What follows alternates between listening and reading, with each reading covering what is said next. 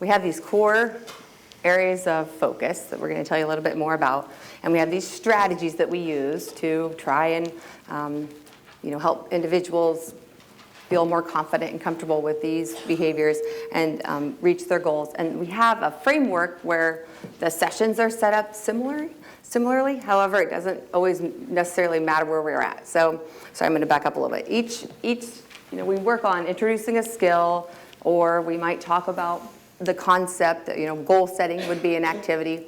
We would have some opportunities that we would build in for helping people feel successful in that, or reinforcing them, practicing that activity. And then we always have opportunities within kind of like a naturally occurring activity where we're going to reinforce these skills too. So we have this kind of framework that's set up, but it varies because we go all over the place. But essentially, when people get there, we're paying them, we're giving them bucks for bringing back the materials. And some of the materials that we use, we have kind of a house for all your stuff. And so we'll tell you about some goal-setting activities that we do and some self-monitoring that we do. And individuals are able to do that within their planners. And so this is kind of a house for visual supports. And so when they bring back these things, we're paying them for doing that. And they're having some social time together. And there might be some kind of activity that we're doing or skill building that we're working on. And then they're able to practice those things. And we have some homework or some closing activities. Kind of the same framework, so girls get used to that, but it's in a variety of places. And kind of, I'm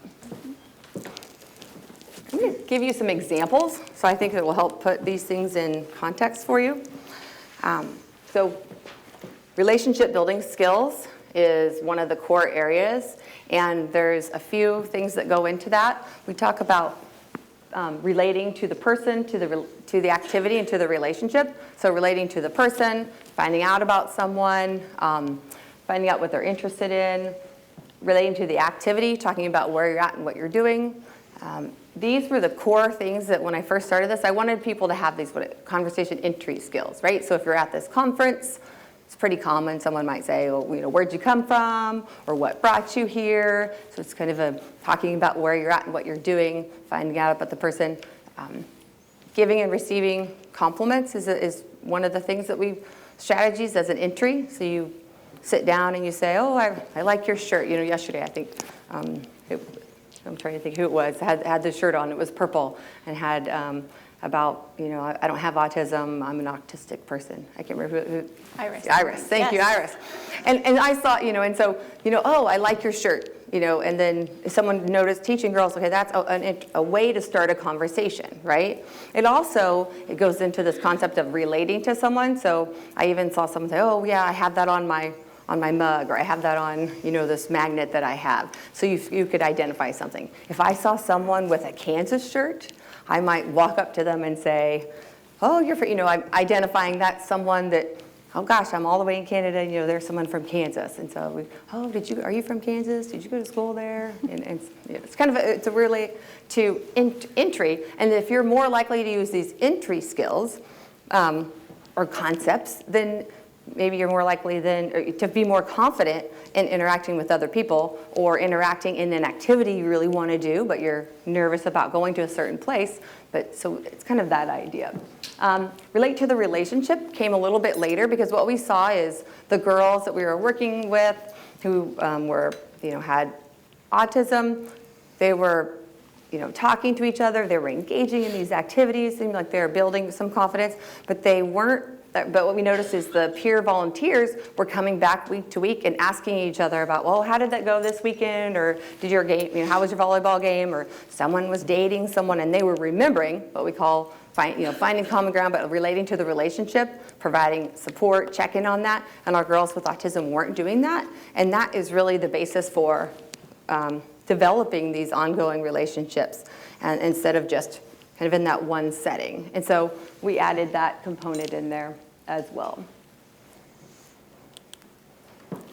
And to do that, sometimes we structure, kind of ways to practice that, and I call this speed dating, finding common ground. So finding out what the other person is interested in, and then finding things you have in common. So one of the tools, one of the ways that we do that is we have like second or third session, we have this speed dating activity where everyone has this rotation between talking to people, and then intermittently throughout this interaction time period, we have people stop and say, okay, don't interview each other, but just take a moment and pull out your planner. We have this people in my life planner. This is just a visual way to think about, what is Jessica interested in? What are some things I know about her? What are some things that we might have in common? And then, is this a person that I might be interested in, going to see, that movie with, or joining, going in and seeing the cosplay conference when it comes. They might be interested in going too.